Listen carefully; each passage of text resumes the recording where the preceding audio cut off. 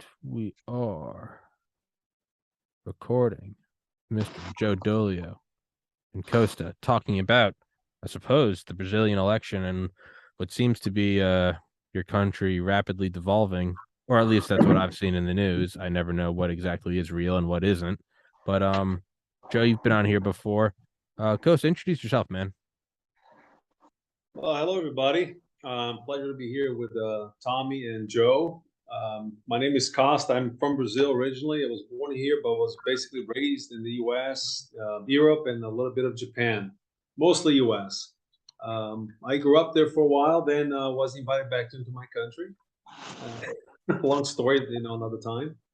But here we are in Brazil. Going through, just gone through election, and we are realizing that we need more, from our government than we've been getting for the last 15 plus 100 years. So we decided that the people in Brazil that have been very accepting and caring and loving and love samba, soccer, and all the good stuff. People realize that's frivolous in life right now. We have a bigger purpose. Joe, knows that pretty well. I'm a Christian guy. I believe in God. I try to follow as much as I can and stumble upon all the Ten Commandments and so forth. But we try to keep it tight, as much as we can. I have 3 kids that live in the States, who I care for very much, and I hope that you guys take upon yourselves to not let the country go down the waste, because I have my children there as well. I have everyone here, so fight for my kids there that I fight for my kids over here. I hope we can make that deal. And right now we just find ourselves in a pretty big conundrum. What do we do? Do we let the country just given over by communism? Or do we stand against it and take the reins and change history? That's basically exactly where we are at right now. So can you just, for all the listeners, can you explain exactly what is going on in Brazil? And from my limited understanding, I know that it was an extremely sketchy, a lot of fuckery in the election. Bolsonaro seemed to be the overwhelming favorite. And some, much like 2020, there's a lot of election fortification and late night changes, and people are out protesting right now. I think it's they set up to 3 million. And much like the trucker protests in Ottawa in February of this year, I know that the Brazilian Supreme Court is now requesting or ordering banks to seize the assets of all of those protesting and endangering democracy. Ironically enough, seizing the assets in order to protect democracy. Isn't that just the craziest thing? Well, it's hey, we gotta put all the Jews in concentration camps because they might bring fascism. It's like, hold on, Hitler. Hold on, I think you're Buckaroo. pulling a fast one on me, Adolf. I think, Adolf, you got some more secrets under that mustache. You tricky boy. You Deutschland wizard. That's pretty much what we've been seeing. The Supreme Court. They decided that they run the country. That they are the 3 powers. They are the executive, the legislative, and the judicial system. They are all 3 of them. Yeah. And you cannot. And if you say anything against, even if you are a elected congressman, you'll be arrested with no charges. You just have to say that you are against what they're doing, and you'll be arrested. And they've been running this show for a couple of years now. And we had this thing called CPI, basically was the Inquisition. And they get the people there, they interview them, and whatever you say is going to be used against you. It doesn't matter if you tell the truth or not. And that they became the ruler for what is true or not. They are the truth verifiers. It doesn't matter if you have proof. You can have physical proof of something. They have said, it doesn't matter. We will be the judge if it's true or not. So it puts you in a very touchy position because you are being judged for something that you can't prove your innocence, even if you're innocent, because they will tell you if you're innocent or not, because they decide what's true and what's not true. And they've been doing this for a couple of years. They did that before the pandemic. they did that. I mean, horrendously through the pandemic. You know, it was just horrible what they did.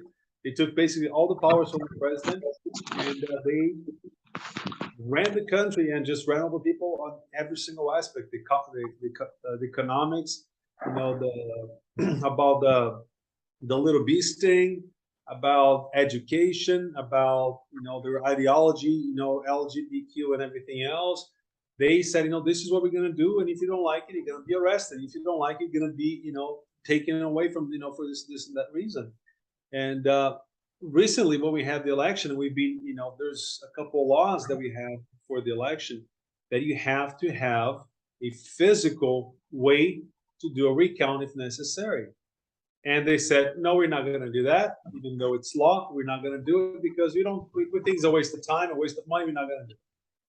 So, because if you can, check the votes, it becomes complicated. Your strategy for putting somebody in power. You recently took out of prison. So it's comical if it wasn't so sad.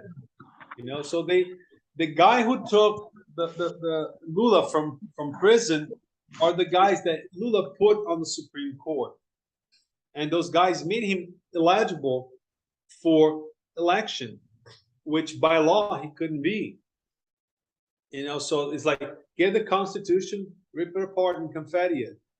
Like a ticket parade, paper ticket parade, like you have in New York. Like down Broadway, basically the same thing. That's why they did, and they invited him with open arms and everything else, just for you to measure the level of ignorance of this whole scenario.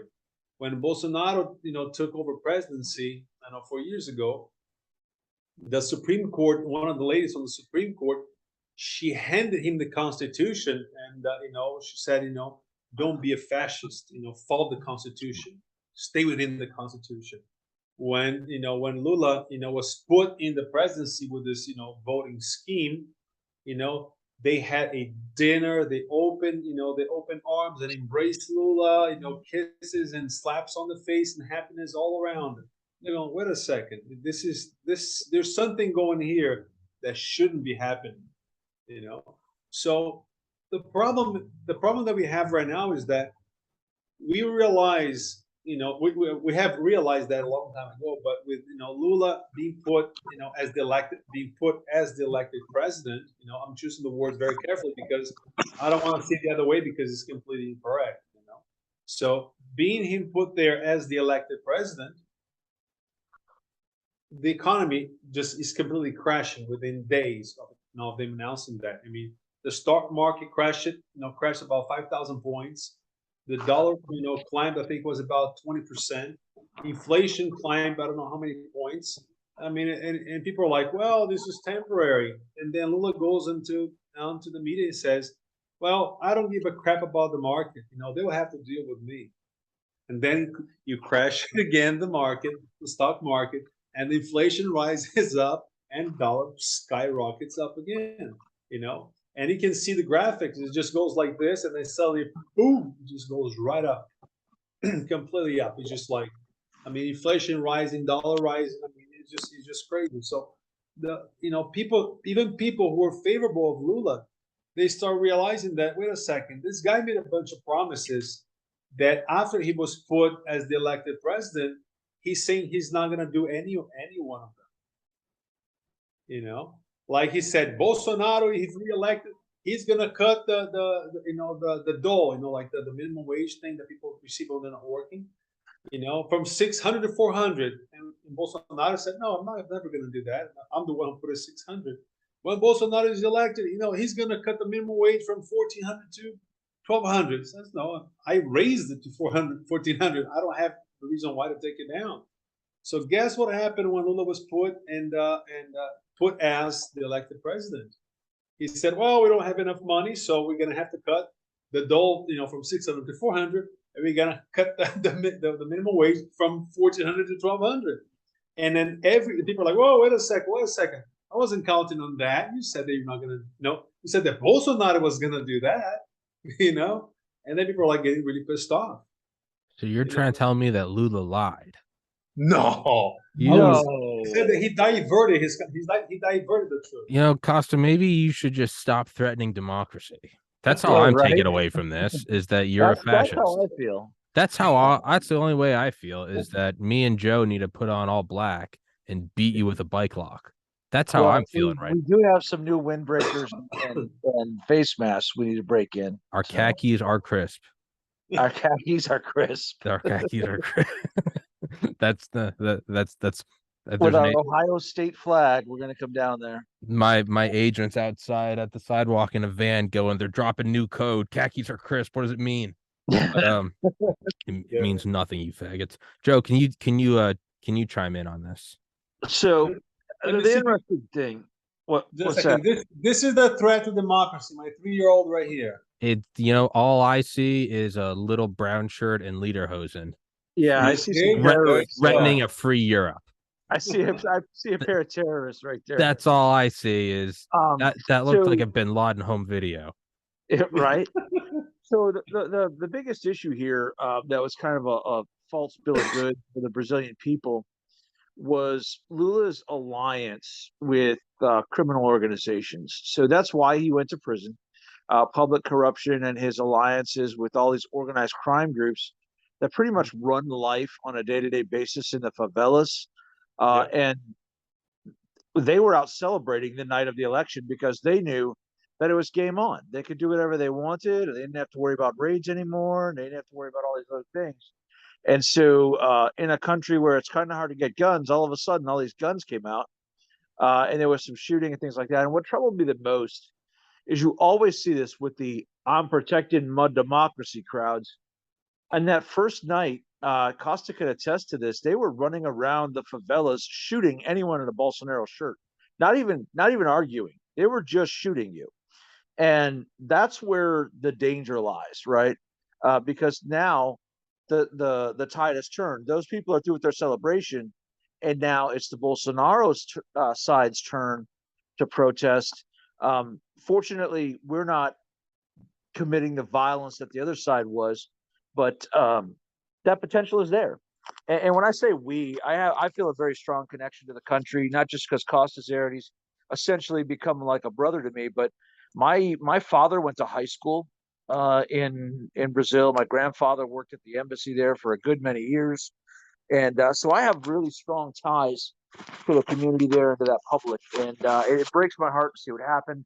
And what's so funny is Costa said, "Watch, this is going to be a preview of what's going to happen up there in your elections," and he was 100% right. Yeah. Craziness, man, craziness. Yeah, and the thing that Joe just said right now, you have basically it's another picture of my other son, my wife, and the little baby, the 7-month-old baby.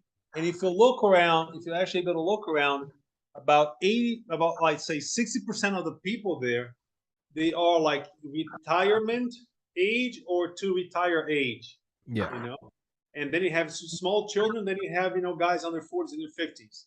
But the huge bulk of these people on the streets protesting, they're like in their 60s, their 80s, their 90s, And the Supreme Court guy, we call him the emperor, he's saying that those people are a threat to democracy.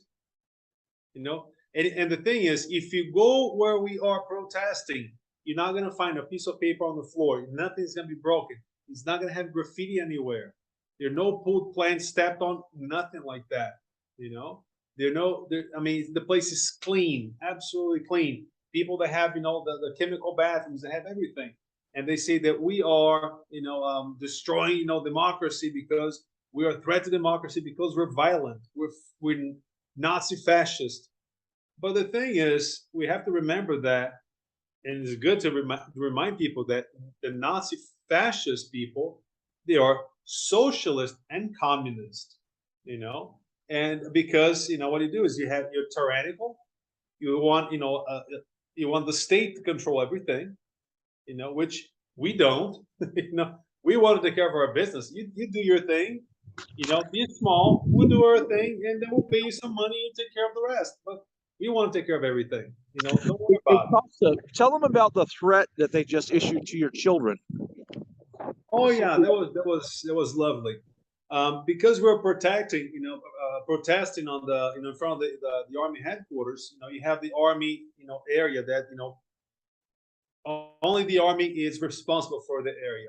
So as we were there, these guys, they came over from the CPS, the equivalent of CPS in the States, and they said that, they're going to take the children away from us because, the children are in danger. We're endangering our children. And I had asked the judge and a couple of police officers, and I said, well, wait a second. They are saying that they're going to take my child away. I'm in an army base area. Only the army can do anything in that area unless you have an actual crime, like you're murdering somebody, you're robbing somebody with a gun. Then the other people can intervene. But other than that, they cannot do anything. So the CPS said, we're going to take the children away because you're protesting. Your child shouldn't be in a home. We're like, no. So the judge and I asked excuse me, and asked the judge, like, well, if they touch my child, can I call, attempted pedophilia? Because I don't know this guy. Fuck yeah. And if they grab my child from me, can I call it attempted kidnapping? And because of that, do I have the opportunity and the chance by law to protect my child even through lethal force? And the guy says, well, it's in the law. If somebody is trying to do that to your child, you have the right to protect your child any means you can, including the use of lethal force. So people are starting to understand that, this is going to turn bad at some point. Yeah.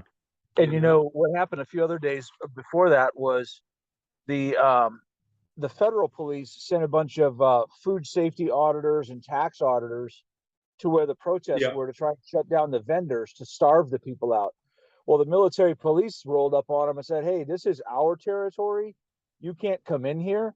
And if you keep messing around, we're going to be the ones that are turning you away. And the video is fantastic. It shows these slumped-shouldered federal police walking in front of the military police who are just like, get out, get to stepping. It was a classic moment. Yeah, and the people are starting to realize that we have that power right now, which before we did not know that we had that. So it's like an awakening. It's not you're not you're not woke. You're awakened, which is completely different. Mhm. So people are starting to see that we have this, this power. Because like we say, supreme is the people, not the Supreme Court. It's not the justices, it's not the president. This is not for Bolsonaro that we're doing this. Yeah. We're doing this for Brazil, for our people. If Bolsonaro has another election, because the point is we're trying to cancel this election and do a new one. If we can do that, and if Bolsonaro loses to a different guy, that's fine. Yeah. Lula cannot be in the ballot.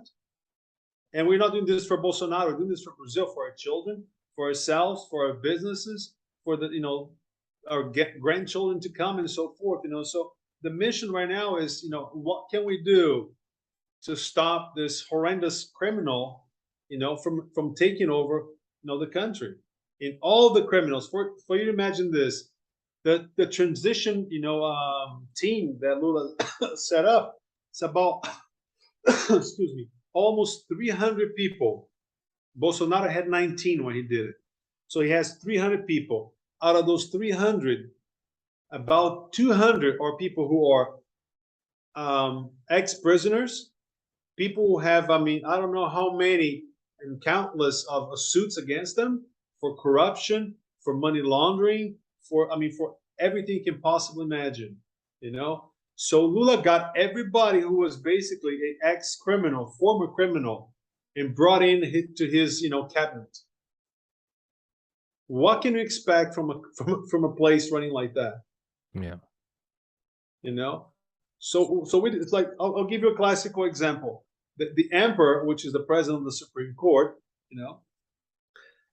he called in yesterday all the general secretaries of the military police of each and every state of Brazil, the 27 states and the federation.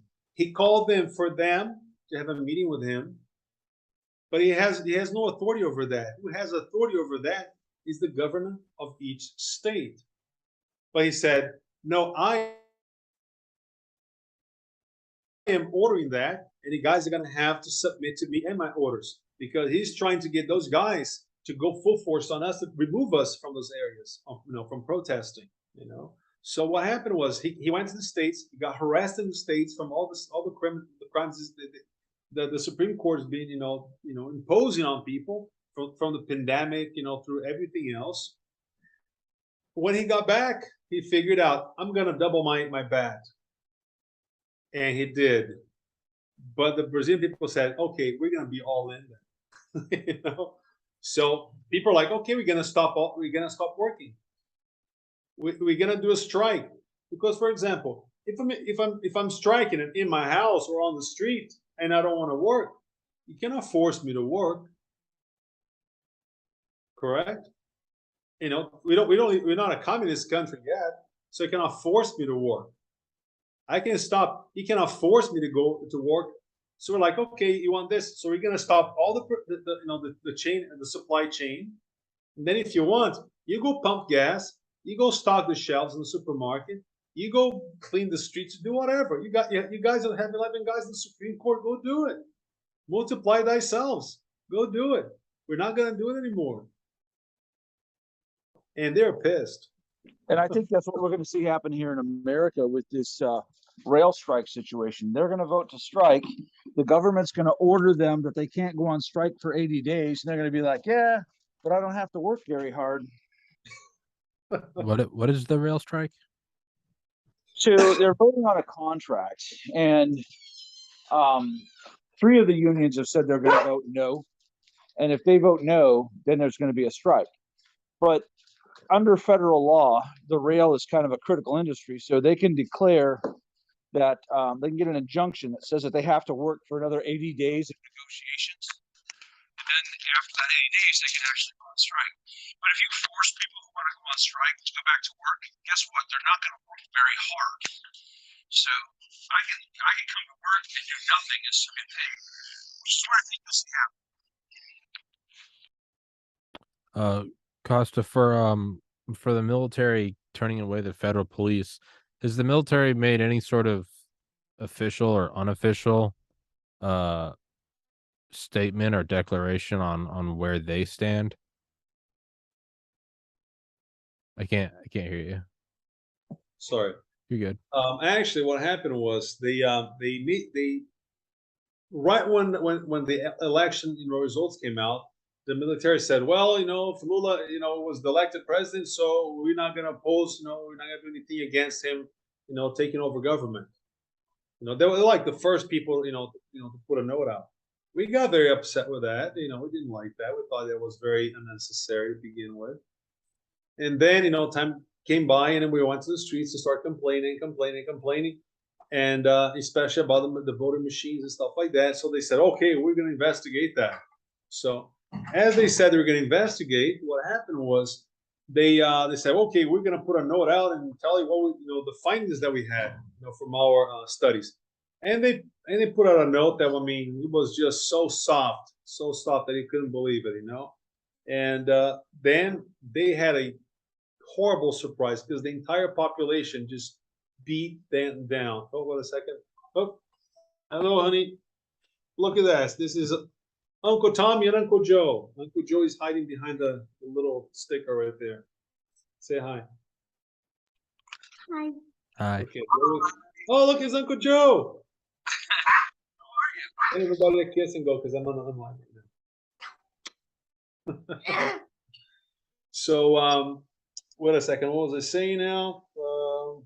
Okay, they put out a note that was very soft, So, everybody just beat them down to a pulp, like a little nub, rub it into a nub, through Twitter, Instagram, and Facebook and everything.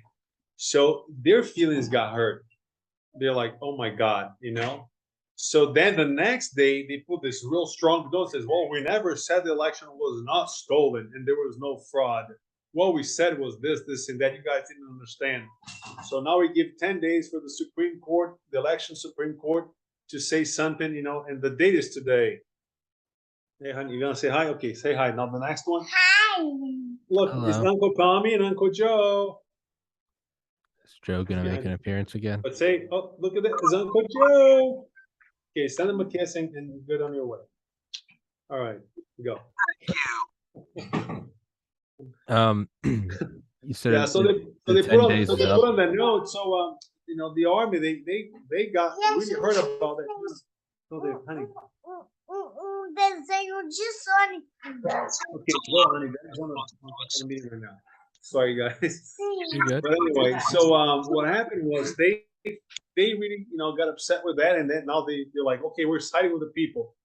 So then we strengthened our numbers in front of the military compounds, the headquarters, and what happened is they started to see that they need us instead of us needing them. Because why? Because Lula had this thing called National Força Nacional, which is like National Force, National Guard, which was constituted in 2004 when he was a president, back then. And that is literally formed and trained by the Bolivian army, which is, communist and horrible as could possibly be. So they already have that. So he wants to deinstitutionalize every single military police, federal police, civil guard, and everything else, and get only these people to take care of the Brazilian security. Okay? And why he wants to do that? Because they want to transform Brazil and the other South American central countries into Mercosul, which is like this, European Union, and have our own coin and everything else. And this Bolivian army is going to be the central police for this entire space, this continent. Can you imagine the disaster of that? And I'll give you the disaster numbers. Our inflation right now is about 6%. Okay, Venezuela, I think, is 135%. Argentina is 85%. We're 6%. So basically, we're gonna have to support the entire South and Central America. Yeah, fuck that. Imagine though, I'm sending South America and we got it together into one big thing. They'd be a very powerful bloc, and unfortunately, they want to do it under the wrong side. Joe, are you on speaker? No. Your microphone sounds really far away. Yeah, and what Joe is saying about about guns and everything else. Here we have we have very restrictive gun laws, and we have disarmament here was pretty strong. Even though the people here did not want to be disarmed, they did a very strong push on disarmament. And now for you to get a gun and buy a gun and stuff like that is very hard for you to get one. Unless you're a criminal, obviously. And even though Bolsonaro reduced crime for about 40% or 45% the last 4 years, crime is still relatively high. But the problem is Lula promised that when he takes over government, he's gonna confiscate every single gun. Okay, honey, go. Sorry. You see, when you get married, you're gonna go through this. I can barely handle myself. I can barely be on time to my own podcast in my own room. He certainly doesn't dress himself. I don't dress myself. I have a butler that doesn't speak English that I keep chained to my refrigerator. His name is Chives. He dresses me every day. But so Lula wants to confiscate every weapon. Every weapon, and you know what happens when that happens, right? Well, yeah, no, the utopia. That's when utopia. That, I don't want to hear any of your misinformation. That is when utopia happens and all crime stops. yeah. Whenever someone wants to take away your weapon, it's not because they're going to do something that would make you use a weapon against them. It's when somebody wants you to unlock your door, it's just because they want the door unlocked. They don't want to come in. They just want you to unlock the door. They want you to feel free and safe. Yes, of course. That's all Hitler was trying to do. A more equitable society. Obviously. Maduro did the same thing recently. Of course. Stalin did that. They're just trying to help. Pol Pot. Yeah. So many good examples. Some kind people. It's just a great leap forward, if you will. But yeah, so you to kind of go back a couple minutes, you said that there was what, an ultimatum or something for the Supreme Court for 10 days, and you said that day is today. Yeah, the days today, the days. Ella, we're busy now, honey. Yeah, the days today at night. Supposedly they're gonna receive the source code for all the voting booths, you know. But the emperor already said that, you know, that this subject is finished. We have nothing else to talk about it. Wow. So he's saying that he's not going to give the codes. Oh, So okay. basically, he's saying to the military, you know, you guys shut up. I'm not going to give what you're asking by law. Even though you guys, by law, have the right to do that, I'm not going to do it because, you know, I am the emperor Yeah, of the the whole, universe. yeah, that doesn't really instill a lot of faith that something good's gonna happen. What's his name? Well, he's the emperor. Oh, Yeah, we just call him the emperor. yeah, yeah. No, that's good. That seems like a fair-minded guy that's for the people. Yeah, I mean, and it seems so. It's a kind of a silly. Again, it'd be funnier if it wasn't so evil. But I mean, I feel like it should just be the most common sense. Like, whoever it is, Republican, Democrat, whatever, anybody that is anybody that is favored by an election being drawn out for 10 days, or ballot machines breaking, or kicking out poll watchers. I mean, I truly don't believe that people aren't aware of what's going on. And I think that, at least in the United States, that there's such a strong hatred for the other side that people are willing to go, this looks shady, but I don't care. My side is winning. Whenever, or the emperor in Brazil saying that we're not going to examine the source code, I mean, you know it in your gut. You know that something's fucking. But Yeah, absolutely. And the funny, interesting thing is that one of the guys who actually being very upfront and forward, helping the Brazilians to prove the you know the possible fraud in the election is from Argentina, and he did about four installments, showing that and how that a lot of the votes were electronically insetted, way past the voting time, which is electronically, so they couldn't do it on read-only files. The read-only files they've been updated several times after that. So how can a read-only file be updated 3, 4, 5 times after they became read-only? So today one of the guys, let's say technical advisors, because those guys from the Supreme Court have been saying that he's been lying, he's a fraud and stuff like that. So they did something very very nice. I think he in lieu of proving that he was lying, one of his technicians, he put a step-by-step way on how you can get in the voting system yourself from home. from home. Yeah, he put on Twitter a step-by-step to prove that he's not lying. Says, if you guys say I'm lying, how is this step-by-step give access to anyone to your voting system?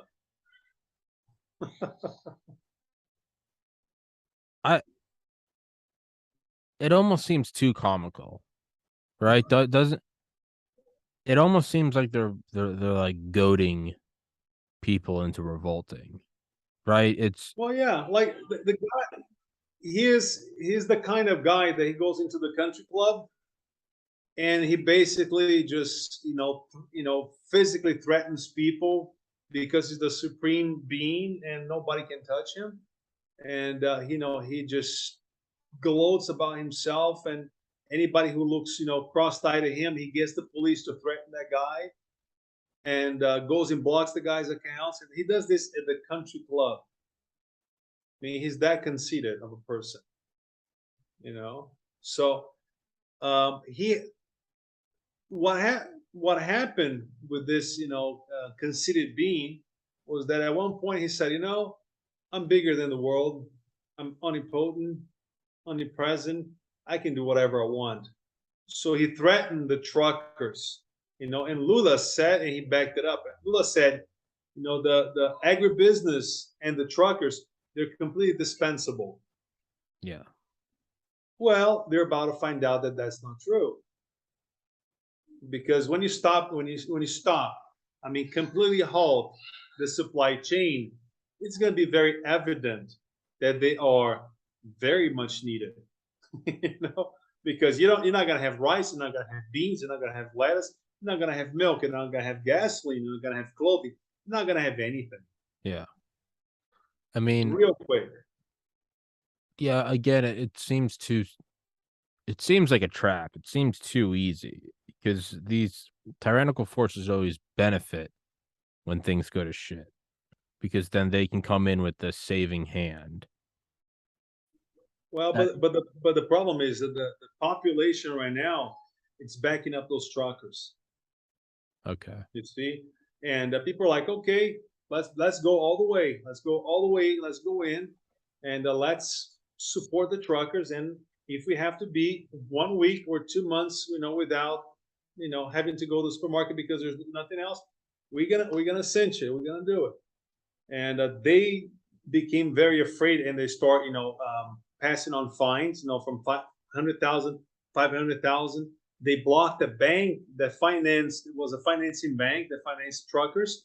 They froze their accounts of over 10 billion last night. And then the largest soy distributor in Brazil, they locked all his accounts. The guy has 3,000 workers. I don't know how many hundreds of trucks. The guy said, okay, you guys want to play the game? Nobody's going to go to work. Another guy, he has, I don't know, like tens of trucks company. He said, okay, I'm giving advance vacation to everybody all the way through New Year's. You guys don't have to work. I'm paying for it. So transport is being halted in a way that 2018 we had a fine example, and I was a mediator for that between the truckers, the police, and the president of Brazil, and we got that resolved at the time. Bolsonaro was running for president. This time, it's gonna be to the bones. It's gonna be a grind. How resilient are the people in this? You think it's going to last? Oh yeah. I mean, people from middle class and upper middle class are sleeping on the streets in front of the army headquarters. You would never see those guys standing on a wet grass before this election. Touche. So what do you think is going to happen, Costa? Well, as I was talking to one of the police commanders, this, I don't know, like, was like 4 o'clock in the morning or something like that. It might get very ugly very quick, in order for this to stop. But I mean, it's probably going to turn real ugly real fast, and then we're going to have something real good come out of it, because I don't see it. No, we already said it. This guy has to be arrested. There's no conciliation. There's no talking. There's no patting on the back. There's no do-over. It's like, we're gonna stop when this guy's in jail, and we have new elections, and Lula's go back to prison and so forth. And that's it. So I mean, and the truckers, they are dictating, what's gonna happen. Because, for example, I say, no, I'm gonna open my business right now. I have a supermarket, and I'm gonna open my supermarket. My shelves are empty. What good does it do for me to open a supermarket? And since he blocked and arrested all the accounts and all the in lands and houses and everything from 46 truck owners, all the trucking businesses in Brazil said, okay, this is the way you guys are going to do it. We are feeling like we're being threatened. Our business is being threatened. Our livelihood is being threatened. I could be the next person. So we're all going to stop. And within minutes, I mean, literally within minutes that this happened, the entire south of Brazil, it was blocked. The northern part of Brazil, the territory, Roraima, which is on frontier with Venezuela, was stopped. Pará, which is a large distributor of food, it was stopped. And now just São Paulo and Minas are taking a little bit of time to do it. But once São Paulo and Minas Gerais, which is the southeast, they do it, man, it's gonna stop to a halt real quick. In terms of things getting ugly, very ugly very quickly, what do you think that would look like if that happens?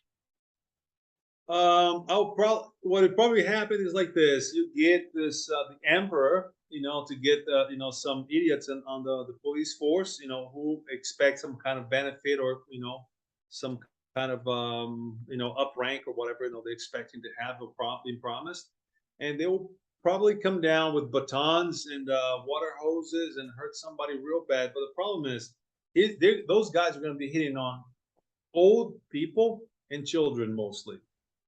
And what's going to happen is they're going to, I already said to the commander yesterday, says, you guys are going to get the water hose because, oh, we're going to get the water hoses. We're not going to shoot at anybody, even with rubber bullets. And they're like, okay, good. You're going to get a lady who's 80 something years old with a water hose that has a 500 PSI, hit her square in the chest. You're going to break all her bones. She's going to fall back, hit her head. She's going to have a hemorrhage and she's going to die.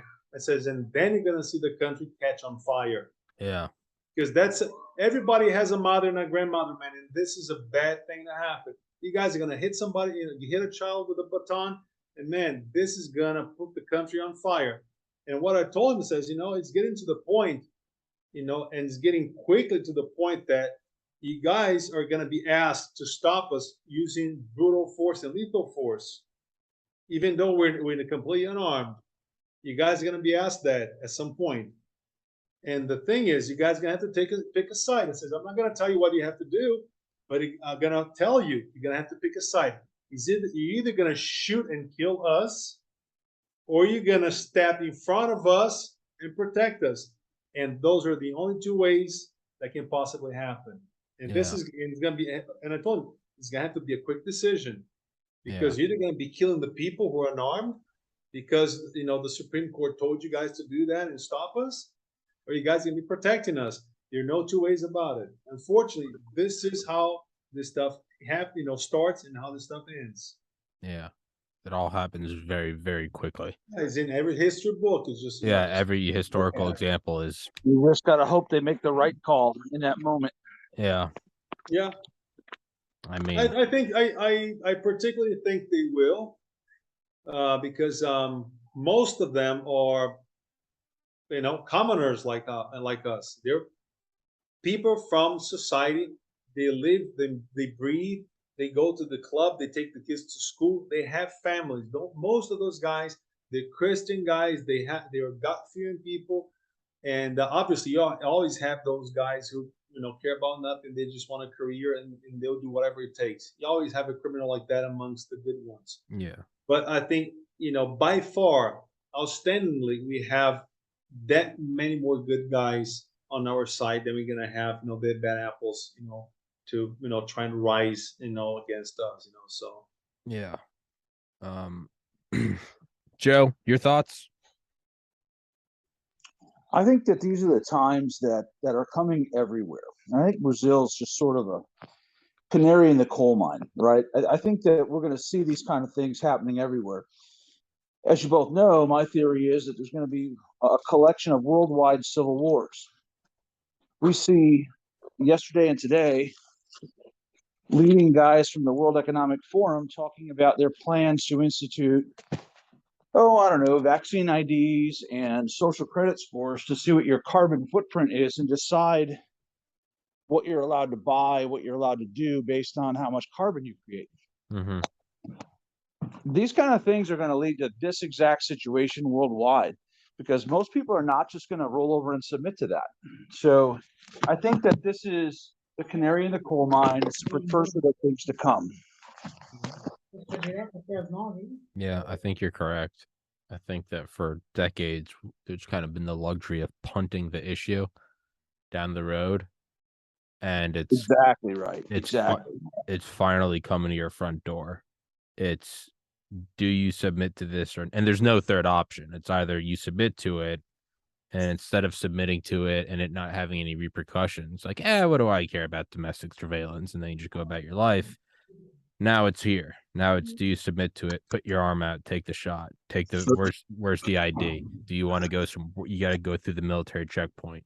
And then if you don't, well, then it's, how do you in this Well, the physical funniest reality. part of this is that everyone thinks it's going to be the other side they're going to do this to, right? Yeah, I want them to force those other people to do this, not realizing that that's a double-edged sword and it cuts in both directions. It's going to impact everybody's lives. Oh, it's the same as free speech. Free speech isn't for that which you agree with, it's for that which boils your blood and disgusts you. What the government does to the person you hate the most is what they can also do to you. So if you're cheering on the government cracking down on a protest, that you are giving them approval for them to do it to you. That's all it is. If you're cheering on Department of Homeland Security vans throwing Antifa members in unmarked vans, then you're also cheering on the jailing of January 6th protesters. There really is no in between, and it's a tough pill to swallow, but it's what you give tacit approval of them to do to the quote others, they will do to you. It's just factual. It's just what it is. That's an excellent point because just like you said, you have an opinion that you don't like, and then you have the government to just go and be authoritarian and just go and just get that person, just gives them a real good beating, and up to the point that you have an opinion that the government doesn't agree with. Yeah. You're one opinion away from receiving the same good old beating. Yeah. That's the problem. Absolutely. Well, I guess to sort of to bring this episode to an end, what events need to take place for me to become the emperor of the Brazilian Supreme Court? For you to become the emperor in Brazil? Yeah. What events need to take place for me very, and Joe to rise to power? Very simple. You have to be the lawyer for a criminal organization. Okay. Then you have to be the Secretary of Defense and completely set up the equivalent of CIA and FBI in Brazil. Okay. You have to do all that.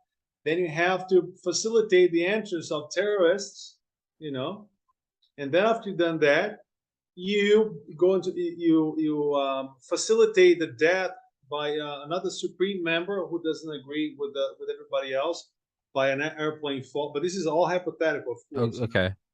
And then that person will be killed, and will open a spot that the criminal who's then president will put you in that spot for you to be arrested later.